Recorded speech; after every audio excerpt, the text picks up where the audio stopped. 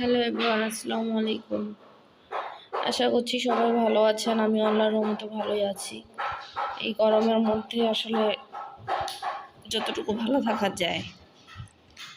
আজকে আপনাদের দেখাবো আমি চিকন সেমাই রান্না করা যায় কিভাবে, মানে চিকন সেমাইয়ের জর্দা যেটা বলে, দুধ ছাড়া। আমার হাতের নাগালে যা যা ছিল তাই দিয়ে করছি। আমার কাছে ঘি ছিল না, সর্দির কারণে আমি ঘি দিইনি, তেল দিয়ে করতেছি। মশলা দিলাম, তারপরে এই যে চিকন সেমাইগুলো একটু তেলের মধ্যে ভেজে নিব। ভেজে কালারগুলো দেখেন, কালারটা চেঞ্জ হবে। কালারটা একটু চেঞ্জ হয়েছে, দেখতে পাচ্ছেন। ভাজতে ভাজতে এটা কালার চেঞ্জ হয়ে আসবে। তারপরে আমি চেঞ্জ হওয়ার পর কালার যখন চলে আসলো তখন আমি পানি দিয়ে দিলাম। সামান্য পরিমাণে পানি দিয়ে আমি এখানে চিনি দিব। যতটুকু পরিমাণ মতো চিনি লাগে সেই ততটুকু চিনি দিব।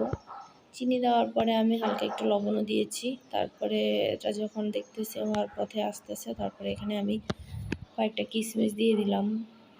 এখন আমি হালকা জালে এটাকে একটু রান্না করতেছি, সেদ্ধ হওয়া পর্যন্ত অপেক্ষা করব। প্রায় শেষের দিকে এখন আমি এটাকে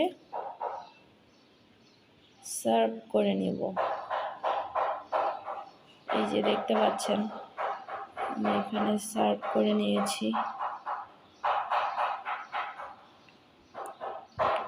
উপরে বাদাম দিয়ে, আমি তো ভিতরে কিশমিশ আগে দিয়েছিলাম, এখন উপরে বাদাম দিয়ে সার্ভ করে নিলাম। তো সবাই ভালো থাকবেন, সবাইকে আবার আসসালামু আলাইকুম, আল্লাহ হাফেজ।